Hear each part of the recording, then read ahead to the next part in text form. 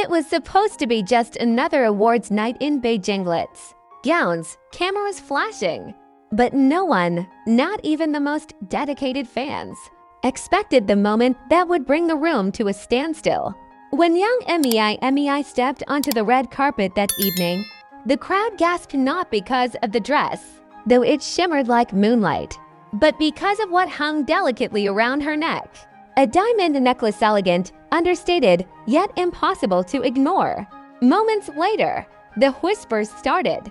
Was it real? Who designed it? And more importantly, was it from him? By midnight, every fan forum had an answer. Yes, it was real. Yes, it was custom. And yes, it came from none other than Yulong. Let's rewind a little. Just days earlier, Yulong had been seen quietly leaving a private jewelry house in Shanghai. No interviews, no fanfare, just a black box in hand and that signature unreadable expression on his face. At the time, few gave it a second thought. Some assumed it was a sponsorship gift, others thought it might be for a project. No one guessed it was something deeply personal. Until Mei arrived that night, the necklace was unlike anything she had worn before. A teardrop diamond centerpiece framed by soft silver vines, each delicate curve forming the shape of a phoenix feather, symbol of renewal and eternal love in Chinese culture. At the very top, nestled where the chain met skin, was a single ruby barely visible unless you knew where to look. But fans did look, and they noticed. The ruby wasn't just a gem. It was her birthstone.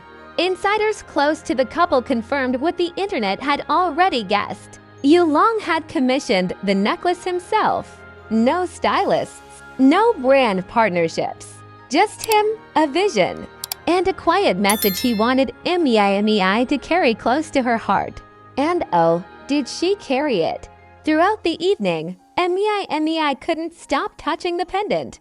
During interviews, while accepting an award, even while posing for photos, her fingers kept drifting back to it, a silent, involuntary gesture that said everything words couldn't. The camera zoomed in. The photos went viral. And just like that, #YulongNecklaceFime started trending in multiple languages.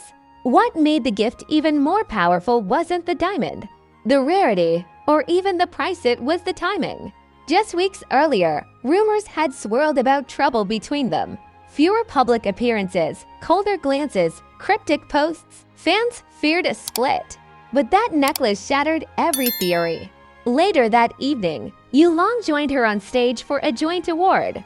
When asked about their recent distance, he simply smiled and said, "Sometimes silence speaks louder. I prefer to show love, not perform it." And with that, he turned, adjusted the necklace gently on Mei Mei's collarbone, and kissed her hand before the cameras. The audience didn't cheer.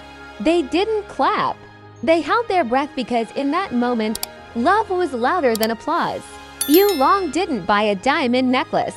He wrote a love letter in gold and stone, and placed it gently around the neck of the woman who had held his heart for years.